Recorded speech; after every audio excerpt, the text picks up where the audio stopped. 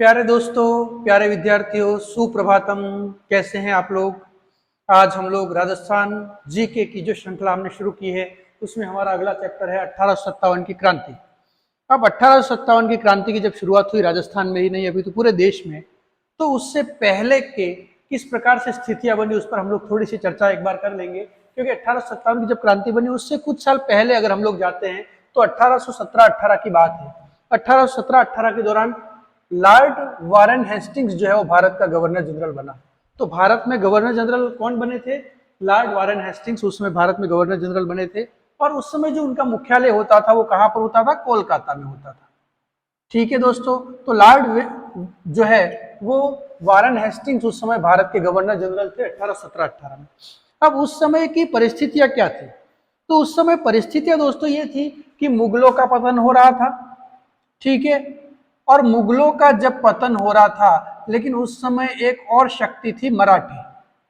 और मराठे जो था उनका विरोध उस समय चल रहा था। मराठे जो थे इनके विरोध में थे, या यूं कह सकते आप लोग कि मराठे जो थे वो जितने भी ये रियासती राजा थे उनसे किसी न किसी प्रकार से मराठों के कारण वो परेशान थे, और मराठे जो थे वो उनसे कर वसूलते थे। तो ऐसी स्थिति में हमारे जो रियासती राजा थे राजस्थान के, उन्होंने राजपूताना के जो शासक थे उन्होंने अंग्रेजों के साथ में संधियां की। और वो जो संधि की, उस संधि के पीछे का जो प्रमुख कारण था वो कारण क्या था? इन मराठों से उन राजपूत रियासतों की रक्षा करने की जिम्मेदारी लेना, है ना। तो ये जो संधि की गई थी राजपूताना के साथ में, अंग्रेजों ने संधि की थी। और वो जो संधि की थी वो किसके समय में की थी? लॉर्ड वारेन हेस्टिंग्स के समय में की थी। और लॉर्ड वारेन हेस्टिंग्स उस समय भारत का गवर्नर जनरल था जिसका मुख्यालय कोलकाता में था। तो मराठों का विरोध था, और मराठों का विरोध करने के लिए, यानी कि मराठों से स्वयं को बचाने के लिए राजपूत शासकों ने संधियां की थी। किसके साथ में संधि की थी? अंग्रेजों के साथ में संधि की थी। और संधि के पीछे का कारण क्या था? कारण था मराठों से उनको सुरक्षा प्रदान करना।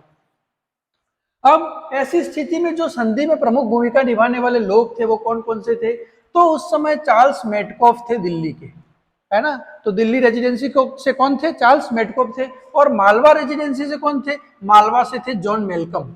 और उन सभी को सहयोग किसने किया था? कर्नल जेम्स टोड, जो राजस्थान के पॉलिटिकल एजेंट थे, वो उनकी मदद कर रहे थे। तो इस प्रकार से Charles Metcalfe Delhi, John Malcolm Malwa, और जेम्स टोड जो कि राजस्थान के पॉलिटिकल एजेंट थे, इनके सहयोग से उस समय राजपूत रियासतों के साथ में जो है संधि की गई। और संधि की गई तो उस संधि में सबसे पहले जो संधि की गई थी वो की गई थी 1817 में। ठीक है, और 1817 में जो संधि की गई थी वो कौन कौन सी रियासतों के साथ में की गई थी? तो एक तो थी करौली, एक था कोटा, और एक था किशनगढ़। तो करौली, कोटा और किशनगढ़, इनके साथ में उस समय संधि की गई थी।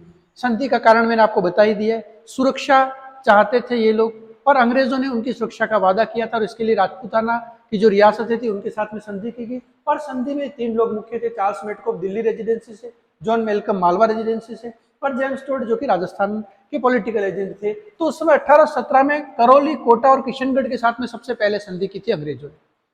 उसके बाद में अपन लोग जब देखते हैं तो इन्होंने 1818 में जो है वो शेष जो रियासतें थी सिरोही को छोड़ करके उन शेष रियासतों के साथ में संधि की थी। उसमें जो है शेष रियासतों के साथ संधि की, और उसमें सिरोही नहीं था। उसके बाद में जब अपन लोग देखें तो 1823 में फिर जो है वो किसके साथ में संधि की थी? सिरोही के साथ में संधि की थी। इस प्रकार से राजपूताना के शासकों के साथ में संधि की गई थी। 1817 में करौली, कोटा, किशनगढ़ के साथ में, 1818 में शेष रियासतों के साथ में सिरोही को छोड़ करके, और 1823 में सिरोही के साथ में संधि की गई थी। अब उसके बाद में ये स्थिति बनती है कि रेजिडेंट फॉर राजपूताना का एक पद सृजित किया गया। और रेजिडेंट फॉर राजपूताना का एक पद सृजित किया गया तो पहला जो रेजिडेंट फॉर राजपूताना का जो ये पद था उसमें पहला व्यक्ति जिसको उन्होंने जो है वो ये पद दिया वो कौन थे? David Ochterlony. तो डेविड ऑक्टरलोनी को राजस्थान में रेजिडेंट फॉर राजपूताना जो है का एक पद सृजित करके और फिर सबसे पहला रेजिडेंट ऑफ राजपूताना नियुक्त किया गया। अब उसके बाद में फिर अपन लोग जानते हैं कि अंग्रेजों का एक अधिकारी जो था वो अजमेर में बैठता था, जो एक केंद्र या सीधे अंग्रेजों का अधिपत्य होता था, जिसको अपन लोग क्या कहते हैं? Agent to governor general.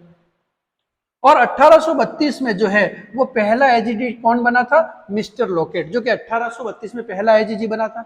उसके बाद में 1845 में इन्होंने मुख्यालय कहाँ बना दिया? आबू, माउंट आबू को भी मुख्यालय बना दिया।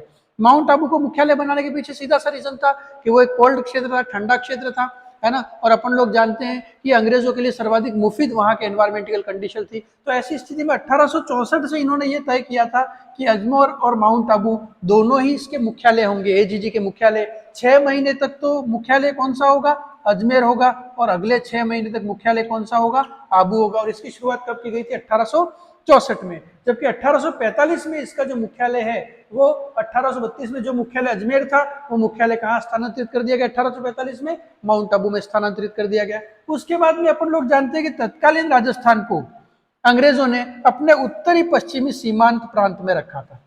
तो उस समय का जो राजस्थान था वो अंग्रेजों का जो एक एरिया था उसमें किस में आता था, तो उत्तरी पश्चिमी सीमा प्रांत में आता था। और उसका मुख्यालय कहां पर था, आगरा में था। और वहां पर जो अधिकारी बैठता था लेफ्टिनेंट गवर्नर, और लेफ्टिनेंट गवर्नर कौन बैठता था, काल्विन। उस समय कौन था वहां पर, काल्विन था। ये स्थिति थी। अब उसके बाद में 1857 की जब अपन लोग बात करते हैं तो 1857 की क्रांति के दौरान भारत का गवर्नर जनरल कौन था, लॉर्ड कैनिंग था।